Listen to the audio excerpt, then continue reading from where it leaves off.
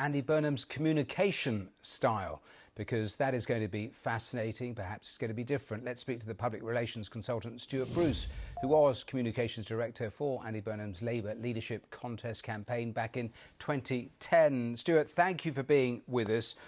Policy, obviously, is going to be the most important thing, but how different do you think the communication style is likely to be from Keir Starmer? I think it's going to be very different. What you're going to see from Andy is authenticity. He's naturally, we've just talked about some of the policy issues that are facing Andy, and he's genuinely enthusiastic about all of those. And I think he lets that enthusiasm and lets that authenticity come across, whether it's in a social media video, whether it's in an interview, or whether it's in a speech. You can really tell that these are issues that he's passionate about, that he cares about. And it's a refreshing change to what we often see in the Westminster bubble, where people are overly polished, overly prepared, and kind of, kind of Andy's spin-free.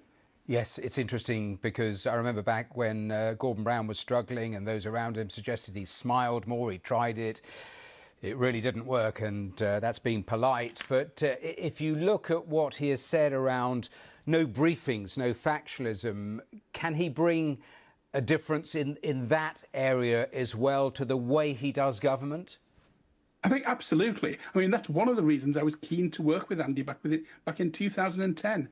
I'm not somebody from the Westminster bubble. I'm from the north. I'm based in Leeds. And you can very much do political communications without getting trapped in that kind of Westminster factionalism, without doing kind of those off-the-record briefings, without unnecessarily attacking colleagues. It is quite possible to do it kind of openly and in a more transparent way. And I think the challenge is going to be for maybe lobby correspondents and the political journalists of kind of understanding that this is kind of new broom. This is going to be a new way of doing politics. Yes.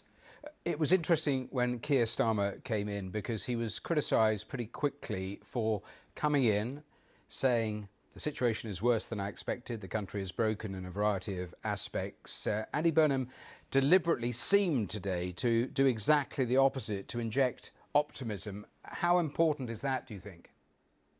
I think you saw that in the by-election. The key message that you got from Andy there was about hope.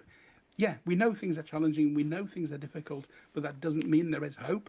And you just had that conversation about Manchesterism, and what does it mean? You could quite as well call that Leedsism or Northernism, and it means that ability to try harder, that ability to overcome what seem like insurmountable odds. And I think he's letting that idea of hope come through, because if that's what people believe, if they really believe there's a hope for change, then they will all come together, they will all work for it.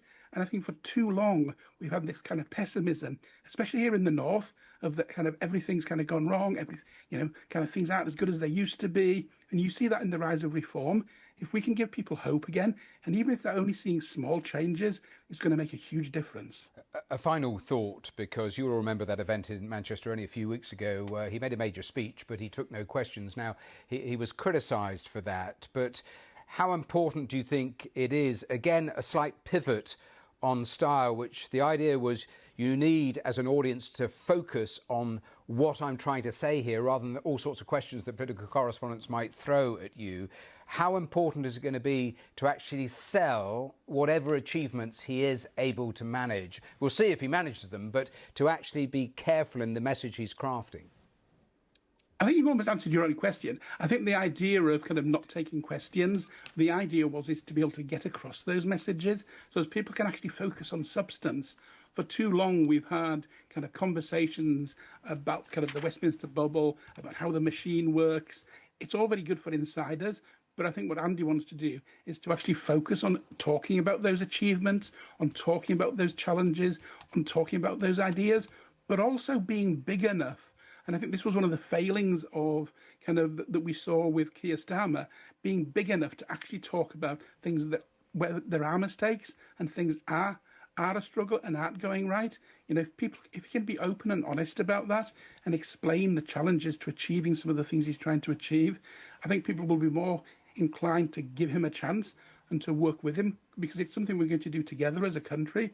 And if he can kind of convince people that that's what we need to do, If we're stronger together than we are alone, that's the message that Andy wants to get across. Yes, I'm sure that is the case, but I suppose the key issue is whether the policies will be successful. I suppose that is the nub of it, and I suppose all those messaging around that, it really depends on that. But Stuart, we have run out of time. Thank you so much for your time. Let me tell our audience that there is plenty more on the live page that is constantly being updated on this, the day that Andy Burnham became Labour leader.